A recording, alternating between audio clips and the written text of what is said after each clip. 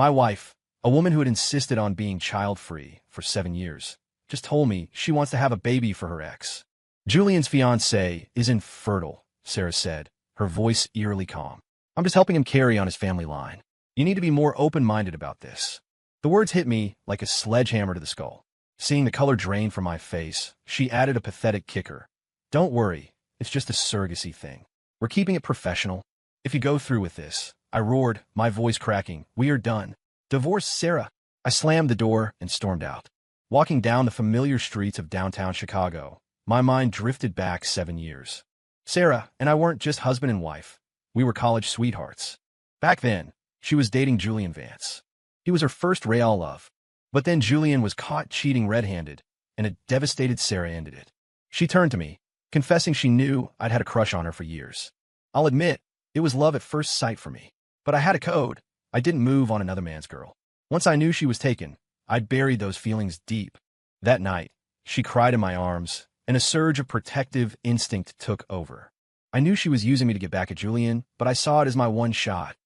They say the best way to get over someone is to get under someone else, or at least start a new chapter. Julian was a trust fund playboy, always seen with a different girl on his arm. He didn't deserve her, so I stepped up. I vowed to take care of her. At first, Sarah was distant, always staring at her phone with a haunted look. I knew she couldn't let go of Julian, but I treated her like a queen, putting her on a pedestal and giving her everything. Eventually, I wore her down. She let me in, body and soul. We became a real couple, though every time she saw Julian's name in the news or ran into him at a gala, I saw that flicker of resentment and longing in her eyes. It ate at me. It wasn't until Julian moved out of state after graduation that I finally let my guard down. For 7 years, we were happy, or so I thought. I wanted kids to complete the picture, but Sarah was adamant. She wanted the dink life, double income, no kids. We had long, painful talks about it, but seeing how firm she was, I eventually folded. If it was just us against the world, so be it. Then, 6 months ago, Julian Vance came back to the city, and my world shattered. Ever since Sarah got that first phone call from him, she changed. She started coming home later and later, smelling of a cologne I didn't recognize. A heavy, expensive scent I eventually realized was Julian's favorite brand. On our days off, she used to curl up on the couch with me, binge-watching Netflix and talking about her future. Now, she sat in the corner, staring at her phone like a zombie. She stopped talking to me. She changed her passcode. It used to be her birthday. I had total access. Now, she never let the device out of her sight, even taking it into the shower with her. Our sex life became a chore. There was no passion, no heat. When she reached her peak, she stopped whispering my name. I was terrified that if she opened her mouth, Julian would come out. I suspected she was cheating, but I had no proof. For a while, I considered divorce, but I couldn't throw away 7 years of devotion. I had invested too much. I kept hoping she still loved me, hoping they were just friends. Tired of the uncertainty, I finally hid a GPS tracker in the lining of her handbag. I never expected her to come out today and suggest carrying his child. I looked up at the night sky and laughed at myself. Did I really still need proof? The midnight streets were freezing. After wandering for an hour, I decided to go home for one last stand. I was going to talk to her, really talk. If she was still delusional, then I'd sign the papers. I checked my phone and my heart skipped a beat. Her location was at a 5-star hotel on the Magnificent Mile. It was 11:00 p.m. What business did she have there? The answer was obvious. Julian. Fueled by a mix of desperation and blinding rage, I drove there. Room 591. I pounded on the door. Julian Vance opened it. He was shirtless, a white hotel towel wrapped around his waist. Behind him, Sarah was sprawled on the bed, her silk robe hanging off one shoulder. Her face bore that look of heavy, post-coital exhaustion I knew too well, the way she looked when her bones felt like cotton. My heart felt like it was being shredded by a dull blade. Julian looked surprised, then smug. "Mark, look, I can explain." My fist was the only explanation he got. I tackled him, pinning him to the carpet and unloading every ounce of my 7-year resentment into his face. His brow split, blood sprayed from his lip. After 2 solid hooks, his cheek began to balloon. Julian roared, trying to buck me off. I wrapped my hand around his throat, wanting to end the man who had stolen my life. "Mark, stop. You're hurting him." Sarah screamed and shoved me with a strength born of panic, not even bothered by the fact that she was nearly exposed. She shielded Julian, hovering over him like a protective wife. Seeing the look of pure disgust on my face, a flash of guilt crossed her eyes. She scrambled to pull her robe shut, her voice trembling. Mark, we were talking about the baby. It's not what you think. Do you think I'm an idiot? I screamed. Sarah, we're done. I pulled out my phone, intending to record the scene to ruin them both. Sarah lunged to stop me. Get off me, you bitch. I barked, backhanding her. In 7 years, I had never laid a finger on her. Sarah hit the floor, clutching her face, curled up like any other caught adulteress.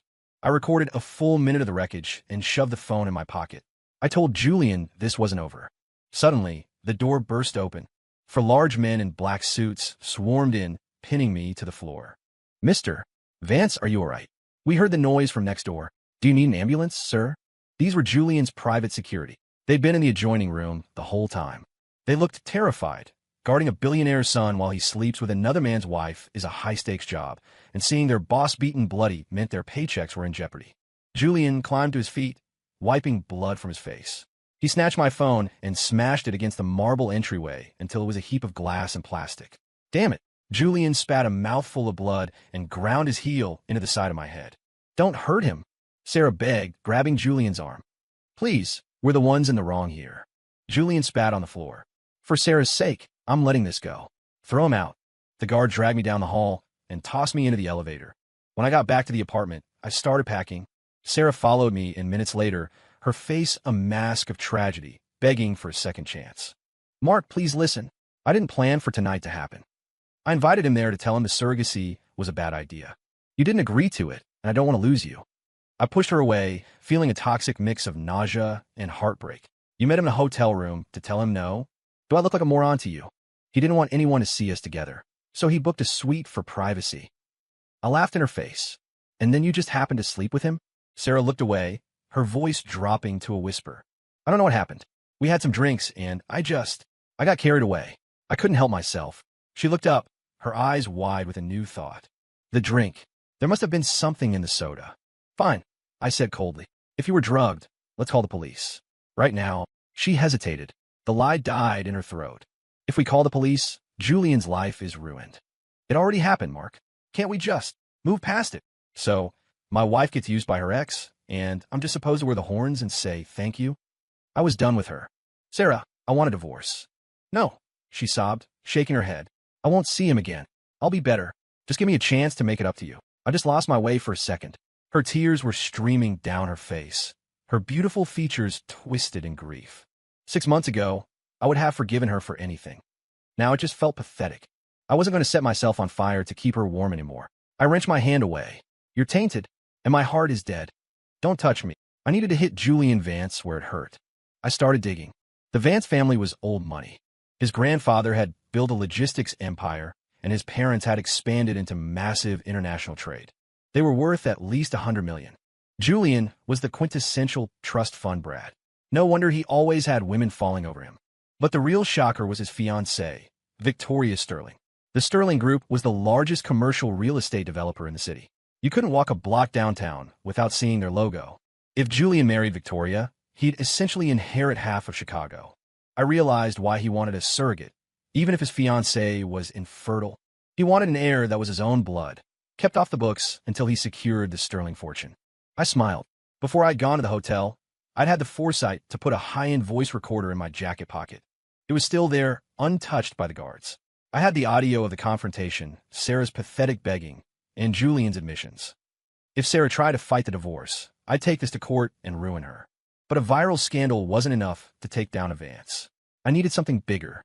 I needed a smoking gun, like Sarah actually getting pregnant with his child. If Victoria Sterling found out Julian was seating a mistress while planning their wedding, she'd destroy him.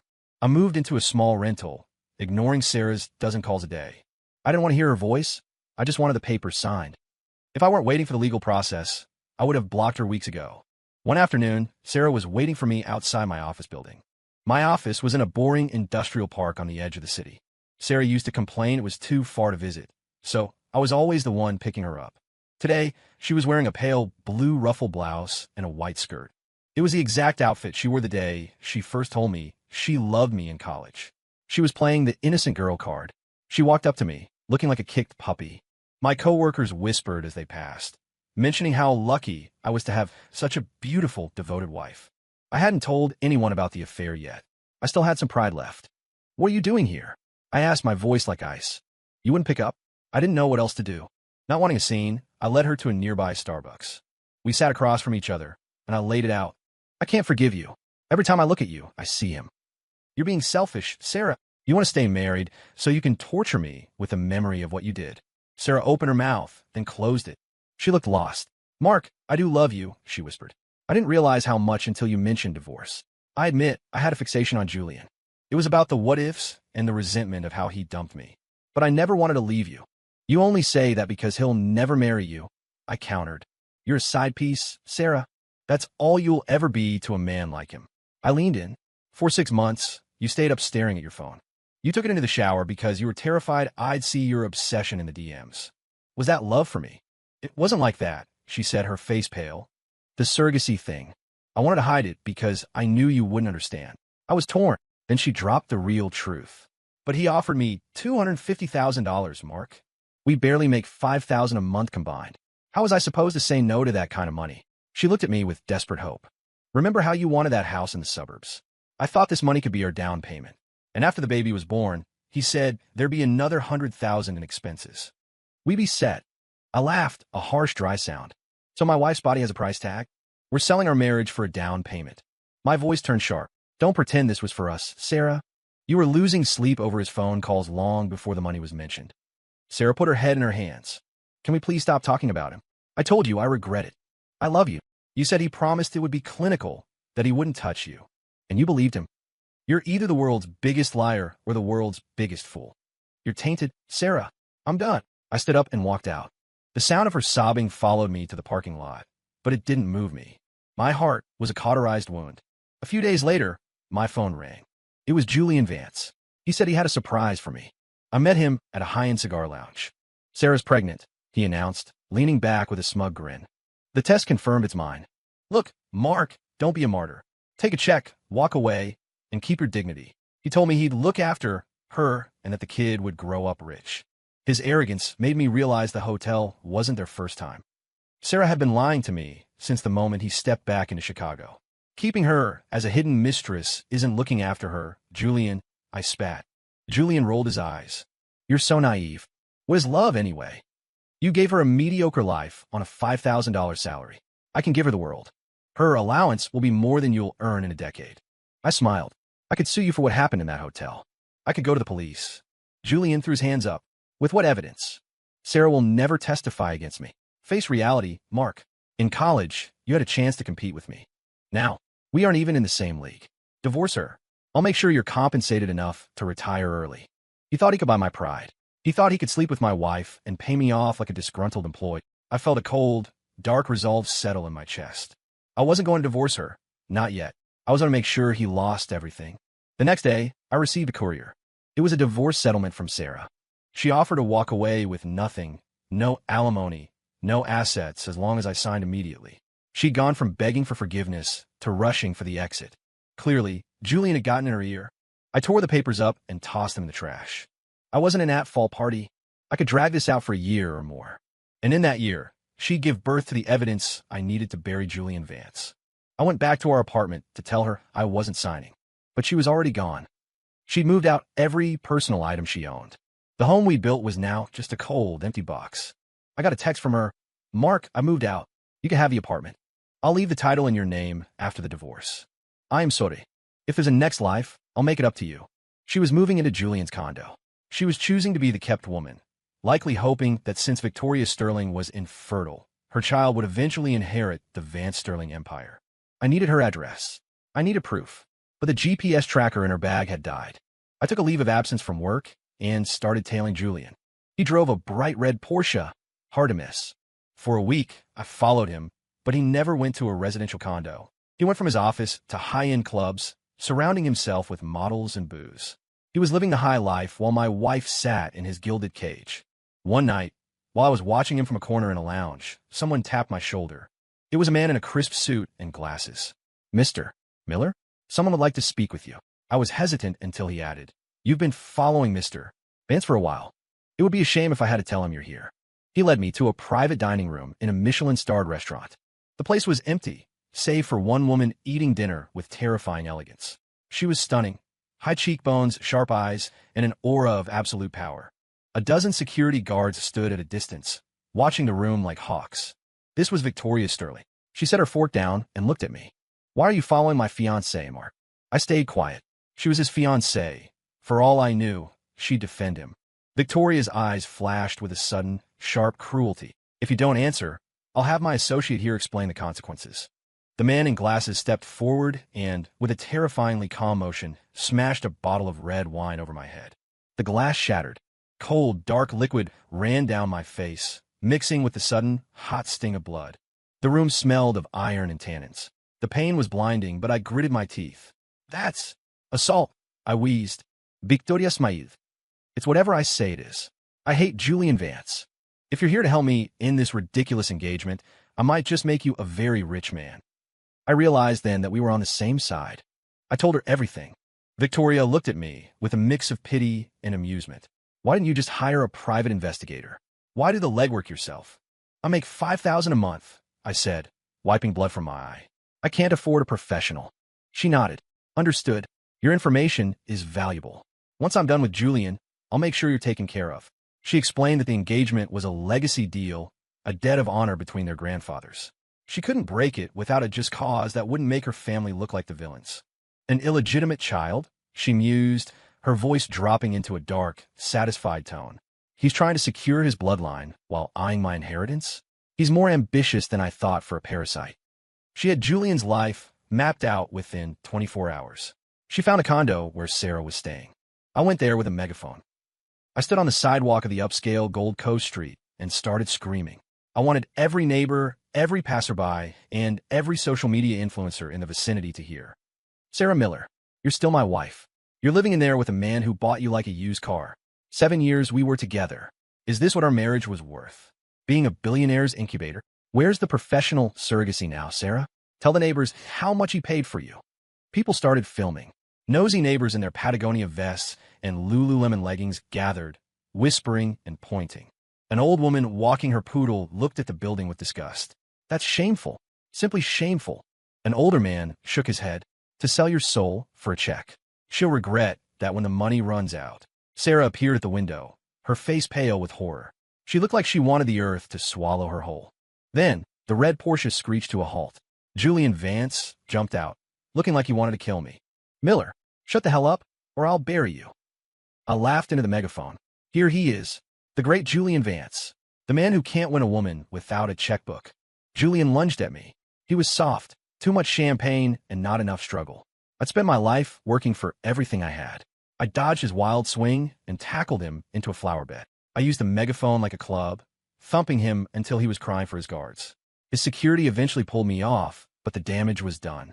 A crowd of justice-loving Chicagoans, mostly retirees who had nothing better to do, started shouting at the guards to leave me alone.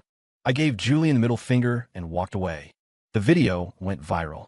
Victoria Sterling's PR team made sure of it. Headlines hit the tabloids within hours. Vance heir caught in love triangle. Husband claims surrogacy is cover for affair. The Sterling-Vance engagement in jeopardy after viral street brawl. The Gold Coast scandal. Billionaire son accused of buying married woman. The Sterling Group officially canceled the engagement the next morning. It was a domino effect. The Vance family's stock plummeted. Partners who only worked with them to get close to the Sterlings pulled out. The Vance empire began to implode. Audits were triggered, revealing years of creative accounting. Julian's father had a heart attack and ended up in the ICU. Within weeks, Victoria Sterling announced she was acquiring the Vance family's logistics assets for pennies on the dollar. She played him perfectly. "To a successful partnership," Victoria said, raising a glass of Cristal in her office. She looked at me and tapped her phone. A notification popped up, direct deposit, $10, 000,000. I stared at the zeros. My life of $5,000 months was over. I was free, but I wasn't finished. I hired my own team of investigators to watch Julian. The reports came back dark. He was broke, desperate, and taking out his rage on Sarah. He'd beaten her so badly she miscarried. Then, he'd kicked her out of the condo he could no longer afford. I rescued her. I brought her back to our old apartment. She had no money, a ruined reputation, and nowhere to go. She was like a broken dog, flinching every time I moved. I took her to the hospital and got a full medical report. 3 broken ribs, a shattered arm, and permanent damage to her uterus. She would never be able to have children. The irony was delicious. "This is the man you chose," I whispered as she lay in hospital bed. "He really looked after you, didn't he?" Sarah sobbed, a sound of pure, hollowed-out regret. "I sued Julian for damages and filed criminal charges. His family was so bankrupt they had to sell their last remaining properties just to pay for a lawyer to get him a suspended sentence. He didn't go to jail, but he was a pariah. No one would hire a Vance. I made sure of it. I used my new wealth to plant a friend in his life who offered him a job as a host at a seedy late-night club. Julian, desperate to keep some semblance of his old life, took it. There, he met Dolores. She was a sugar mama I'd hired from out of state. 300 pounds of aggressive appetite and a penchant for teaching younger men. She offered him $3,000 a week to help her with her business. The business was a series of grueling, humiliating nights in the very same hotel room where I'd caught him with Sarah. For 6 months, Julian was her plaything. He was subjected to every humiliation she could dream up. What he didn't know was that every second of it was being streamed to a private, high-stakes corner of the dark web. He became a viral joke among the elite, the Room 91 guy, a fallen prince who would do anything for a buck. The breaking point came when a pet food company sent him a sponsored package of dog treats, referencing a particularly humiliating video involving a leash. Julian realized then that he was a laughingstock. He tried to go back to his parents, but they disowned him. His father couldn't look at him without seeing the Room 91 memes. Destitute and broken, Julian tried to find Sarah. He thought she was still the same weak, foolish girl who would take him back. But Sarah had changed. Living with me was its own kind of hell. I kept her on a $3,000 a month allowance, just enough for groceries and basic needs. I never touched her. "You're too dirty," I told her one night when she tried to crawl into my bed, begging for a scrap of affection. I have a thing about germs. I started coming home late, smelling of expensive perfume from the women I was actually seeing, women who were smarter, kinder, and loyal. I'd bring them home and make Sarah cook us dinner while we laughed in the next room. I was breaking her piece by piece. She funneled all that self-hatred toward the man who had started it all. When Julian finally cornered her in a park to beg for a place to stay, Sarah didn't see her first love. She saw the man who had stolen her future, her body, and her dignity. You ruined me," she shrieked. She pulled a steak knife from her purse, something she'd started carrying out of paranoia. She drove it into Julian's chest. Wait, Julian gasped, looking at the handle sticking out of his sternum. He died in the ambulance. Sarah was arrested for first-degree murder. She was sentenced to 15 years. A month into her sentence, she sent a message through her lawyer. "Mark, I killed him for you. I proved my love. Can you forgive me now?" I didn't even respond. I simply had my lawyer deliver the final divorce papers.